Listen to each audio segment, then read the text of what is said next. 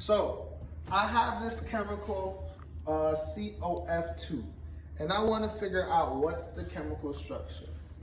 So first things first, I'm going to count the number of valence electrons I have for my atoms. So I have carbon. Carbon's in group 4A, so carbon has 4 valence electrons. Now, since there's only one carbon, I only get 4 electrons here. Then I'm going to look at oxygen.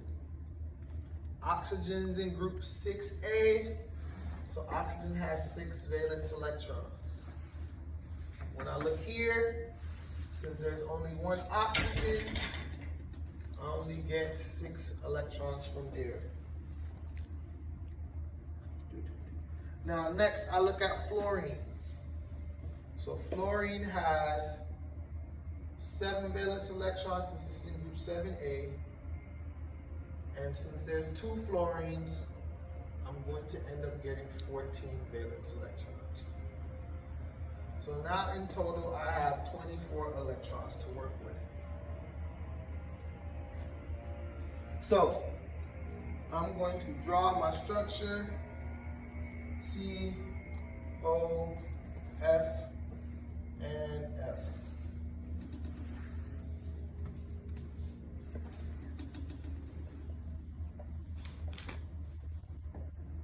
Now I have my structure. What I'm going to do is make my bonds.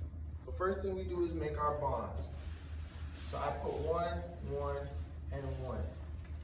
Now you can go about this 2 ways. So you could be really old-fashioned about this and we could figure out where our bonds are gonna come from. Or we can save ourselves some time and know that group 2 is going to make group 6 makes 2 bonds. So I make a second bond to my oxygen. So I know group 2 makes 2 bonds, so I make a second bond to my oxygen. So now, I've made 1, 2, 3, 4 bonds. Each bond is 2 electrons. I've used 8 electrons. So that gives me 16 electrons left. So now, I'm going to place electrons around my atoms on the outside until I reach my octet. So first I go fluorine, 2, 4, 6, and the bond, so we have 8. So since I've used 6 electrons, I get rid of 6. That gives me 10 electrons left. I go down to the next fluorine, 1, 2, 3, 4, 5, 6. I've used 6 electrons, 10 minus 6. That gives me 4 electrons left.